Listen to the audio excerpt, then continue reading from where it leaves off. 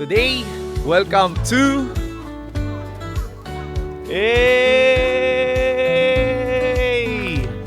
Aburayama Farm. So look at this.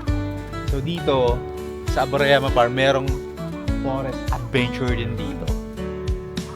So kung sawa ka na sa traditional na tour na mga pinupuntahan ng mga karamihan ng mga turista, so eto naman subukan nyo dito, itong Aburayama Farm. So usually yung mga client namin na sawa na or ayaw ng traditional na mga tour, so dito sila nagpupunta. Kaya ngayong araw na to, andito yung mga client ko sa farm na to. Alright? So dito, maganda dito. From here, ito yung perspective niya rin.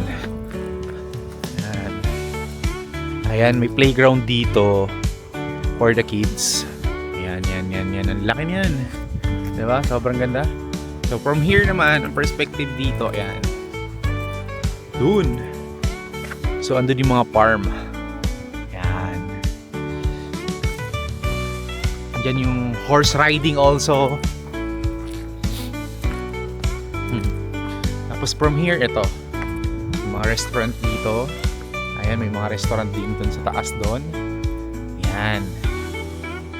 Dito tayo sa observatory deck. Look at this! Hey! O, di ba?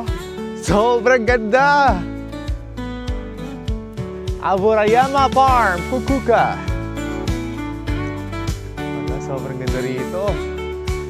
Kaya actually, isa to sa talaga, sa mga non-traditional itinerary namin. Kaya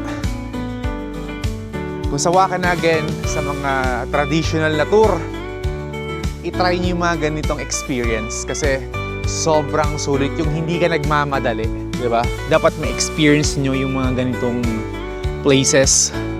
So, yung mga ganitong non-traditional na mga travel or itinerary, sobrang ma-appreciate nyo lalo yung Japan experience nyo dito.